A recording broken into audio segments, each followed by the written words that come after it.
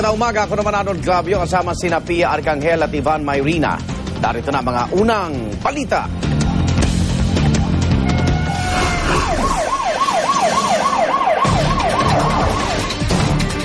Patay po isang suspect sa pang-hold up matapos makipaghabulan at makipagbarilan sa mga pulis sa Quezon City.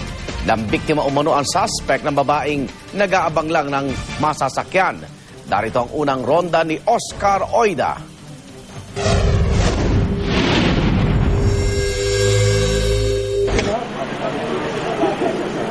Bantay sarado ngayon ng mga otoridad ang iskinitang ito sa may Quezon Avenue, Quezon City. Ito ay matapos sila makumpirma na ginagawa raw itong suotan ng mga hold-upper na nambibiktima ng mga pasahero.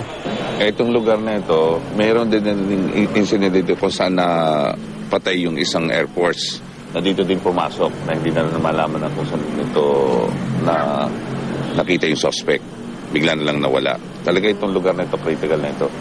Kagabi, isang suspect sa pang-hold up ang muntikang makatakas sa naturang eskinita, kundi lang umano inabutan ng mga pulis.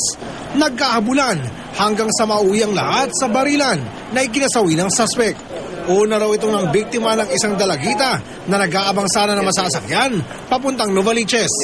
Biglang may lumapit po sa akin na lalaki.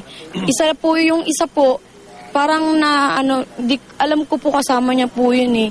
Kasi po parang nag-aabang-abang din. Gusto ko po sanang sumigaw eh, kaso sabi niya, wag daw po akong maingay. Tapos yun po, tinutukan niya po ako ng baras, kinuha niya po yung cellphone ko. Agad nakainginan sa klolo sa mga nagpapatrolyang pulis ang biktima.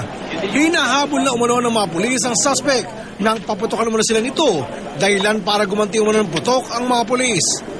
Karaniwan unang tinatarget ng mga hold-upper sa lugar ay mga babae at mga kabataan.